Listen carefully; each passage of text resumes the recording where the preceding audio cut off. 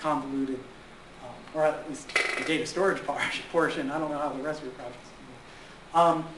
And we feel it's very important to decouple the service from the host name. So for example, our CVS server was on cvs.plets.org, which is actually an alias pointing to the real host. This became very important when our initial server was on the Rhythms DSL service, which, and when they went out of business, they gave their customers 24-hour notice that everyone was going to lose their network connection. Well, we turned off CVS, we copied the data to Chris's server, which oddly enough was in California, re-enabled CVS. Well, we changed DNS to point the, point cvs.plets.org to the new IP address, re-enabled CVS, and our users, the proofreader, data entry people, and ourselves had no changes that we had to make on our clients. This is sort of a natural thing to do for probably most people in the room who grew up with the internet and DNS and stuff. But you find in business, this is just the most amazing thing in the world. Wow, the machine that all 100,000 employees access to update their vacation time with the payroll people shouldn't be called Oregon Payroll 02. No, you want it to be called payroll.company.com so that you can change what server it's on. I'm sorry, it was North Point that went bankrupt. Did I say Rhythms earlier? Yeah, it was North Point. Rhythms also went bankrupt. Everyone's gone bankrupt. Actually, we moved it to a server that's at her ex-employer who was permitting her to keep a server there. And they didn't go bankrupt, but they shut down their big expensive data center to their little tiny data center, and so we had to change the IP address just recently. Well, domain names being like $9 a year now, isn't that like most no-brainer for most sysadmins? Because you can get a domain name for $9 a year and park it onto a service and change DNS for another service in a year. Right, absolutely. But imagine a large corporation like Lucent.com.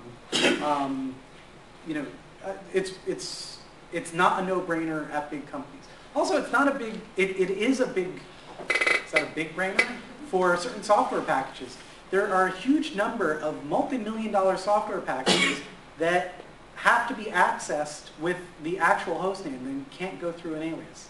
And there are license daemons out there that bind to IP addresses or MAC addresses or MAC addresses or my company stuff binds to a MAC address, but it's an appliance. You'll never change MAC addresses, we swear. We would ship you a new Ethernet card with the new license. Actually, person would walk over and personally install it for you. What am I thinking? We made BudTool crash at Bell Labs because our host names are the fully qualified domain name, and one of our machines, that name was longer than 32 bytes, and BudTool cannot work on a machine whose host name is larger than 31 bytes. 1 byte for the 0.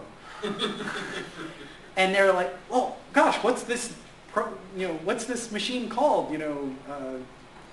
Tristodecaphobia? And we're like, no, it's called STU, S-T-U. Well, that's less than 32 bytes, 31. Yes, but it's stu.research.bell-labs.com. You can name hosts like that? Okay. A few years ago, DETS insisted on sending all of its mail to mail, unqualified, in the domain. I found this out when I started the second DETS service inside BBN. As they started getting my mail. And then I called up the company and said, you've got to fix this. And they said, oh, we'll fix that in 9 months when we put out our next release. Did you consider binary editing the binaries?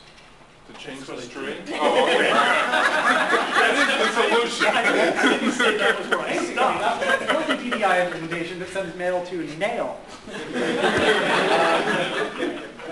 Okay, so security. Yeah. security. When people talk about security, everyone immediately thinks of firewalls and crypto algorithms and now IDS solutions. Security is not about any of that stuff. I swear. Security is 90% policy and 10% technology. And actually, our whole security chapter does not mean... It's all about policy and selling security policy to management and to customers and what you need in a policy and how your security organization needs to grow as your company grows and things around that. So much so that someone pointed out that it doesn't mention the word firewall. So about a day before we shipped this to the publisher, we're like, quick, find a paragraph where we can mention firewalls. But really, security is about fundamentally asking the question, what are we trying to protect and how much are we willing to spend to protect that? So there are certain things that we needed to protect the access to and the integrity of. The book itself, other data in the repository. So access control was important. We didn't mind if someone got an advanced copy of the book. We just didn't want them to be able to change the contents. Because eventually everyone was going to see what's in the book. Now sure, there were people that were coming out with competing books. We were sort of racing with Mark Burgess, but once we saw his table of contents, we realized that these are very complementary books. So we wouldn't have cared if he had seen an early edition, except it would be embarrassing to see all the typos. So access and integrity were important there. There was low-risk access, so the drafts of the chapters that we sent to the publisher were PDFs, and we needed these to be easy to get to. And again, we didn't care if someone saw an advanced copy, because as soon as, why lock these down? Because we're giving them to our publisher, who immediately forwards it to 5 people in the industry for comments. So this was clear text passwords on an HTTP server. Why not? The right tool at the right time. We wanted confidentiality and integrity for our editing sessions, and we decided that our personal communication was not going to be an issue. Our phone calls were going to be over an international line, so we knew that they were going to be listened to potentially. Our email was going to be status notifications. So we weren't going to PGP encrypt them, because what's the harm in someone finding out that primary author signs off on chapter 2? You know. I took the secret element, though. As long as you don't encrypt it, nobody will look. Yes, there are many people who encrypt all email just to give the NSA more work to do. So the protections we used, as I mentioned, SSH with host keys. I'm sorry. Actually, that's not per host key. It's really per user key. Clear text passwords and no protection for email and phone. And the ultimate backup, the ultimate security feature is reliable backups. If you have good backups, you can recover from a disaster. So it's more of an insurance policy than a security policy. But, I'd like to end with some advice for future authors. Expect 2 years with no social life. So every book always begins with, I'd like to thank my wife and family or husband and family for putting up with the blah, blah, blah, blah, while I wrote this book. And I always saw those and said, oh, that's very sweet, but how bad could it be? Oh my God. Think about it. You're working 40 or 50 hours a week, and you have to write this book, which is, I have a very active life. So when am I going to find 40 additional hours in a week? I mean, I basically realized at one point that I have one free night a week. So if I procrastinated that one night, that was the whole week. That was a quarter of the month. Hey, you waste that much time with your eyes closed every week. Absolutely. So actually I developed a system where I would RSVP to things with this conditional. I'd say, you can check the schedule on the web page. I'm RSVPing yes, but if I don't show up, that means I'm not, on schedule. So the people I was dating were told, yes, we can go out Saturday night unless I'm not on schedule. So that gave them the impetus to encourage me to stay on schedule. Don't do it for the money. No one makes money writing a book except the publisher. You have to write a book because you love the subject and you have things that you want to tell other people about. Consultants, though, you can increase your saleability as a consultant if you have a book under your in your past. As I said, the 13 chapter rule. It's important to have a co-author that complements you. First of all, my personality type, I needed a co-author. This book would have never happened if I didn't have someone to race against. I've turned in my first chapter this month. Have you?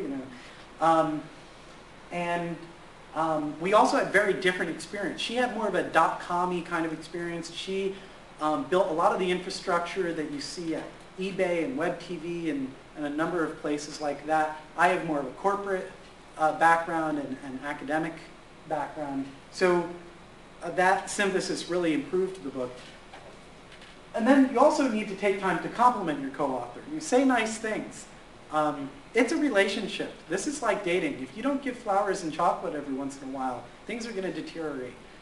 Especially if you consider that a lot of our communication was, hi, I received chapter 8, here's what's wrong with it.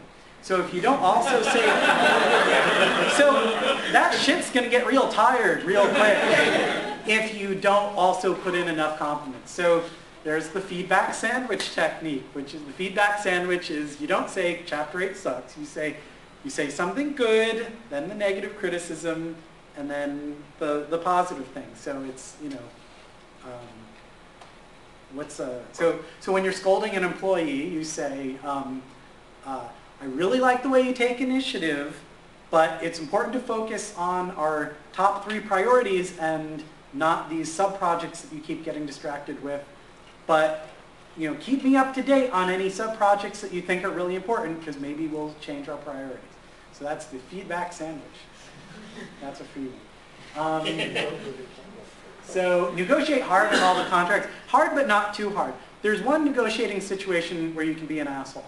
And that's the situation where you're never going to see the person again. So when you're buying a car, you can be an asshole because you're never going to see this person again. But this contract was the beginning of a relationship with our publisher and with my employer. So you don't want to start things off on the wrong foot. But ask for the things that you want, and if you think it's reasonable, stick to it. For example, we said we want an editable electronic copy when we're done so we can do the second edition. And we were told, that's really not a problem. We want our authors to do a second edition. We always give them the electronic copy. And we said, so let's add this paragraph. No, you really don't have to. It's our standard practice. Well, if it's your standard practice, you won't mind this paragraph that I wrote. Let's see. So we also used our salary negotiation tips on when we were negotiating our royalty rate and stuff. But as I said, don't try to write it for the money. Do retain a lawyer. And finally, is it ever done? It's never done. We kept thinking that we were done, and then it turned out not to be done because, I guess I don't have that slide. We thought we were done when we finished writing, but no, then there's the reviews. So we thought we were done when we incorporated all the suggestions from our reviewers, but no, then there's the proofreading. And we thought we were done then, and no, there's the formatting. We thought we were done then, and no, then there's the publicity. They give you this form with 20 questions. What would you say to what should our salespeople say to the manager of a bookstore to help them understand this book? How would you sell this in academia? What would you say the competitors are? Blah, blah, blah, blah. We had to do our own market research, essentially. This is a whole nother project. It's still not done. I'm touring the country. Tomorrow I'm doing the same talk in Palo Alto, California for Bay Lisa, which gives me about, what? Yeah, since I'm flying out in the morning, that means I'm arriving like 4 hours You pick up before. 3 hours. I pick up 3 hours, but it would have been a lot easier if we'd done it the other way. Which is funny because Christine used to be very active in Bay Lisa, and she was going to do that presentation. So, but then she had a scheduling difficulty, so now I'm doing. So it's funny, I'm going to be on her old stomping ground talking about what's it like to write a book with that person you know. Remember Christine? She moved away 2 years ago to work on a PhD, started writing this book. This is what she's been doing. Oh,